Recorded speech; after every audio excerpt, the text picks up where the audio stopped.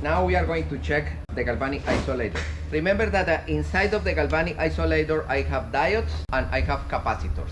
If I have capacitors, I need to be careful because the capacitors storage energy. This is why the recommendation number one when I need to verify the galvanic isolator is disconnect the galvanic isolator, the ground in both sides, and after that discharge the galvanic isolator with a piece of wire. That's it. You discharge and bingo, yeah, it discharged. I am ready. And now I am going to select the function diodes. What is the symbol of the diodes? It's like this, no?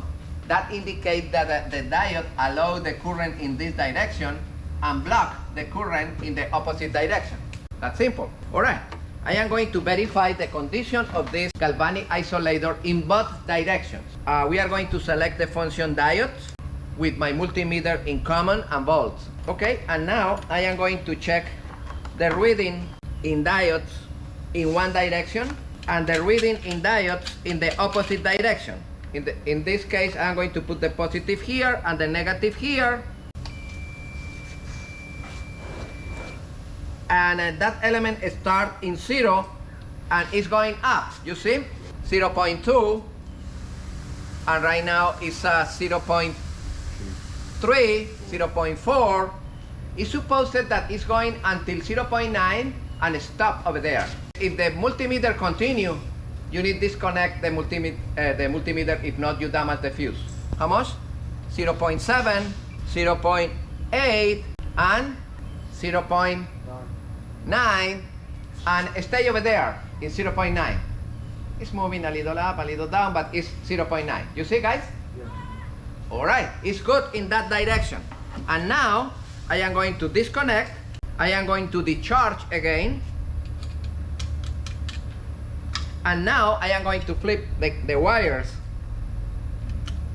in the opposite direction. And now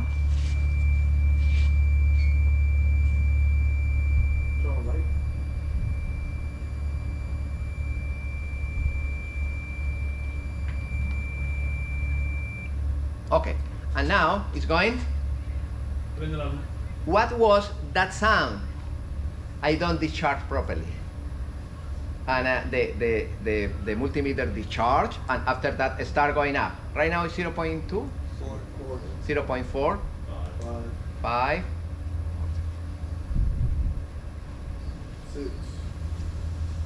0.6, 0.7, 8, and now it's supposed that it's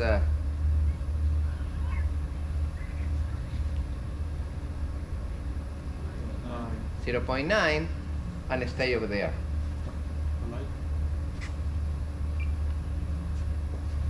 You see?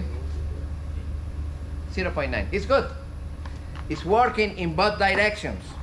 If you check in your book, I mentioned that what happened if when I connect the multimeter immediately show 0.9 and stay over there. That's not good. What happened if I connect the multimeter in diodes and show 0.45 and stay over there? It's not good. One diode is broken. What happened if it's 0 and it's doing nothing? It's in short. The only reading accepted is starting in 0 and going up until 0.9 in both directions. That's it. Difficult?